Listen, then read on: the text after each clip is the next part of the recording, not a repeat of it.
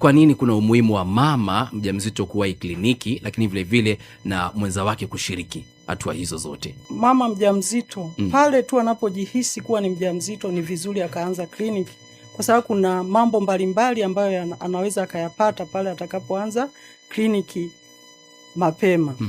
Mambo hayo ni pamoja na kupatiwa vipimo mbalimbali, kwamba atakapoenda kliniki, kwanza mama huyu atapimwa wingi wa damu ili kuweza kujua kiasi chake cha damu kiko kiasi gani. Atapimwa grupu lake la damu ili kuweza kujua kundi lake lipo ni kundi gani.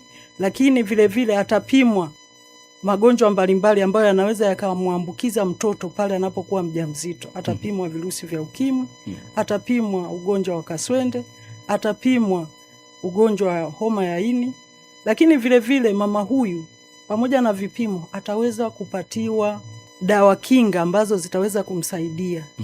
Kwa sababu kuna dawa kinga ambazo anapewa kwa ajili ya kumsaidia mama huyu aweze kumsababishia mtoto wake awe na afya njema, akiwemo folic acid ambazo zinasaidia vile vile kuzuia mtoto wake asije akawa na magonjwa, akawa na viungo ambavyo haviko vizuri, yani katika uumbaji wake.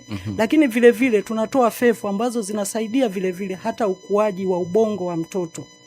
Kwa hiyo pamoja na hilo atapewa elimu ya lishe, atapewa elimu ya dalili za hatari, atapewa elimu ya maandalizi ya kujifungua.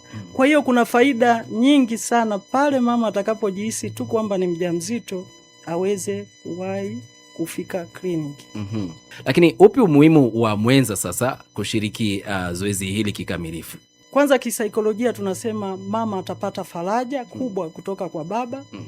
Lakini vile vile tukumbuke tumezungumzia swala la mama pale kwamba atafanywa vipimo. Lakini watakapofika na baba, naye baba atafanywa vipimo mbalimbali, ikiwemo kama nilivyosema awali kwamba atapimwa virusi vya ukimwi, atapimwa homa ya ini, atapimwa kaswende, na endapo atakutwa sasa ana maambukizi ni rahisi kuweza kufanyiwa matibabu.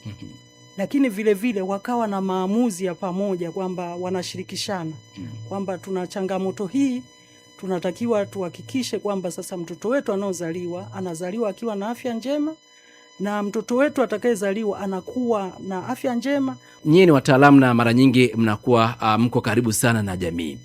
Hali iko vipi huko nje?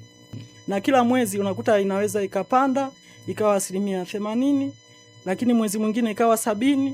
Lakini lengo la sisi kama idara ya afya tunatamani wamama wote 100% pale atakapojihisi tu ni mjamzito aweze kufika kliniki kwa faida tulizozisema, kiwemo hivyo vipimo ambavyo vitafanya kuweza kutambua nini cha kuweza kumsaidia. Hata kama na kiashiria cha hatari, inakuwa sasa ni rahisi kuona unaendaje naye. Mwisho safari yake iwe mama na mtoto wawe wote na afya njema.